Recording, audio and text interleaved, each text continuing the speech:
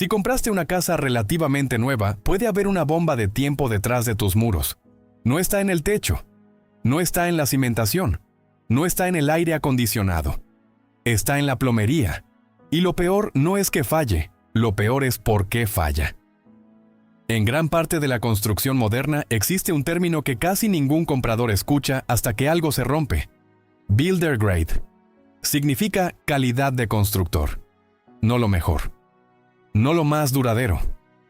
Lo más barato que todavía cumple con el código de construcción y permite vender la casa. Eso es todo. Lo suficiente para pasar la inspección, lo suficiente para entregar la llave, lo suficiente para sobrevivir la garantía, pero no necesariamente lo suficiente para durar la hipoteca.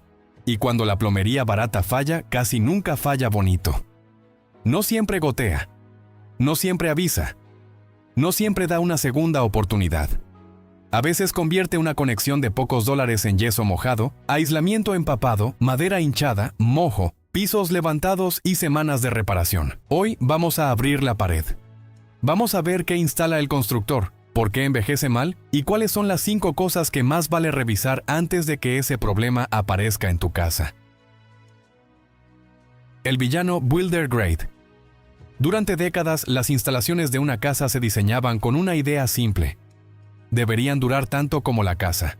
Por eso todavía existen viviendas construidas hace 40 o 50 años con tuberías que siguen trabajando hoy. Pero la construcción moderna cambió de lógica. Hoy la prioridad es velocidad. Velocidad de obra, velocidad de instalación, velocidad para cerrar la venta. Y ahí aparece el verdadero villano de este video. Builder Grade. Materiales que cumplen con el código, pero que están optimizados para costo, no para longevidad. Eso no significa que todo falle el primer día. Significa algo más peligroso, que el sistema completo está armado para llegar vivo al día de la entrega. No necesariamente para envejecer bien durante 20 o 30 años. Ese es el truco. La casa puede verse impecable por fuera, pero por dentro puede venir llena de decisiones baratas escondidas detrás del yeso. Y cuando esa lógica se repite en cada fitting, cada válvula, cada línea flexible y cada unión, el problema deja de ser una pieza, se convierte en sistema. Del cobre al PEX. Durante casi un siglo, el estándar de la plomería fue el cobre. El cobre era fuerte, durable y exigía algo que la construcción moderna intenta evitar: mano de obra especializada. Cada unión debía soldarse con soplete. Eso tomaba tiempo, experiencia y cuidado. Después llegó el PEX, un tubo plástico flexible, más rápido de cortar, más fácil de doblar, menos accesorios, menos tiempo de instalación. Por eso se volvió tan popular. Y aquí hay que ser justos. PEX no es automáticamente malo. De hecho, bien instalado puede durar muchos años. Tolera ciertos movimientos mejor que sistemas rígidos y permite recorridos más simples. El problema no siempre es el tubo. El problema suele estar en lo que lo rodea. La velocidad de la obra, la mano de obra, la presión por terminar y sobre todo las conexiones. Porque cuando un sistema se vuelve más rápido de instalar, también se vuelve más fácil instalarlo mal. Con cobre, equivocarse costaba oficio. Con PEX, muchas veces el error queda escondido detrás de una pared hasta que un día deja de estar escondido. El punto débil. Las conexiones. En cualquier sistema de plomería, las fallas casi nunca ocurren en la tubería larga. Ocurren en las uniones. Con cobre, cada unión era una soldadura sólida. Con PEX, muchas conexiones dependen de fittings, crimps o sistemas de presión. Eso acelera la instalación, pero también multiplica la cantidad de piezas pequeñas donde algo puede salir mal. Y en plomería, la pieza más pequeña muchas veces es la que arruina el trabajo entero. Algunos fittings de latón baratos pueden sufrir de sincificación. Con el tiempo, el zinc se disuelve lentamente fuera de la aleación. El metal se vuelve frágil. Por fuera puede parecer intacto. Por dentro está perdiendo fuerza. Eso puede agravarse en casas con agua agresiva, mucha mineralización o química complicada. No hace falta que toda la instalación sea mala. Basta con que el punto débil esté justo donde no lo ves. Otros sistemas dependen de pequeños sellos de goma para mantener la presión. Y la goma envejece. El calor. Los químicos del agua, la presión constante, los ciclos de abrir y cerrar, las vibraciones, todo suma. Nada de esto ocurre de un día para otro. Puede tardar años, a menudo lo suficientes para sobrevivir la garantía de la casa, pero no siempre lo suficientes para durar décadas.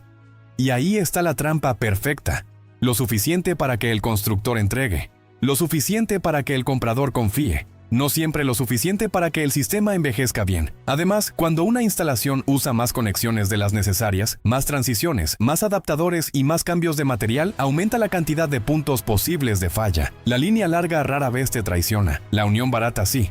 Y cuando una conexión falla detrás del muro, el agua no siempre se escucha. Primero empapa aislamiento, luego yeso, luego madera, luego subfloor. Cuando finalmente ves la mancha en el techo o el zócalo inflado, el daño ya empezó hace tiempo. La pieza más traicionera. Pero la parte más peligrosa del sistema muchas veces ni siquiera está detrás de la pared. Está debajo del lavabo, las líneas flexibles de suministro, las mangueras que conectan el agua del muro con lavabos, inodoros, lavadoras y lavavajillas. Parecen insignificantes, y ese es exactamente el problema. Nadie les presta atención. Muchas casas tienen 10 o más pequeñas oportunidades de desastre.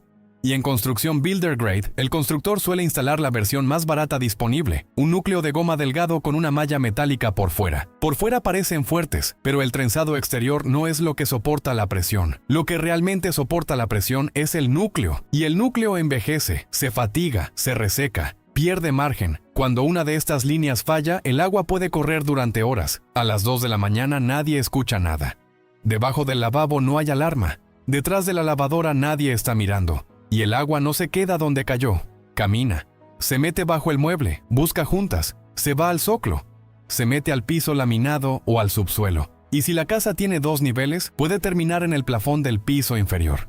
Para cuando alguien descubre el problema, el agua ya pasó por muebles, pisos, paredes y techos. Todo por una pieza que costó unos pocos dólares. Y aquí está una de las pocas buenas noticias de este video. Esas líneas están a la vista. Se pueden revisar, se pueden fotografiar, se pueden fechar, se pueden cambiar antes de que fallen. Eso las convierte en una de las mejores oportunidades de prevención en toda la casa. Si están rígidas, marcadas, corroídas en las terminales o ya llevan demasiados años puestas, no esperes a que todavía aguanten. Ese pensamiento barato es exactamente el que convierte una manguera barata en una reparación cara.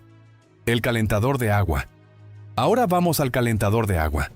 Ahí hay 2 componentes pequeños que protegen todo el sistema: la válvula de temperatura y presión, y el tanque de expansión. La válvula de temperatura y presión es un dispositivo de seguridad.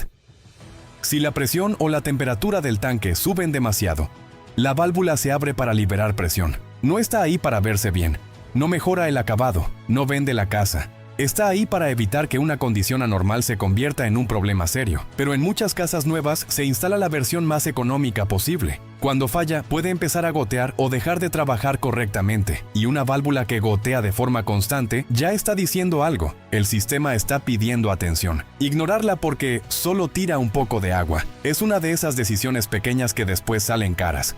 El tanque de expansión hace otro trabajo igual de importante. Cuando el agua se calienta, se expande. En un sistema cerrado, esa presión necesita un lugar donde ir. El tanque absorbe esa expansión. Pero dentro del tanque hay una vejiga interna. Y cuando esa vejiga falla, el tanque deja de hacer su trabajo. Entonces, la presión extra empieza a viajar por toda la casa, castigando fittings, válvulas, líneas flexibles, llaves de paso, conexiones. Todo empieza a vivir con más presión de la que debería. Y aquí hay un punto que mucha gente no revisa nunca. Si la presión general de la casa ya es alta desde el suministro, todo envejece peor. Una instalación barata con presión alta no suele fallar de golpe el primer año. Suele envejecer mal más rápido que el resto. Y ahí es donde un sistema mediocre se convierte en un sistema frágil. El problema bajo el piso debajo del suelo ocurre algo parecido. Durante décadas, muchos drenajes residenciales se construían con hierro fundido, pesado, caro, pero extremadamente durable. También tenía otra ventaja: masa. Aguantaba castigo, tiempo y uso real mejor que muchos sistemas ligeros modernos. Hoy muchos sistemas usan ABS o PVC. Y otra vez, el material en sí no siempre es el villano. El problema vuelve a ser la instalación. Estos tubos se unen con cemento solvente. Si se aplica correctamente, la unión puede durar décadas, pero en obras rápidas muchas conexiones se hacen con prisa. No siempre se limpia bien la superficie. No siempre se alinea bien la pieza. No siempre se deja el tiempo correcto antes de seguir. Y una unión mal hecha puede verse perfectamente normal el día de la inspección. Ese es uno de los rasgos más peligrosos del Builder Grade. Muchas cosas no se ven malas cuando son nuevas. 5 años después, la unión se separa. Y cuando eso ocurre debajo de una losa de concreto, el problema deja de ser plomería. Se convierte en demolición, romper piso, buscar, excavar, reparar, volver a cerrar. Y aquí hay otra diferencia importante. Una fuga de suministro te moja.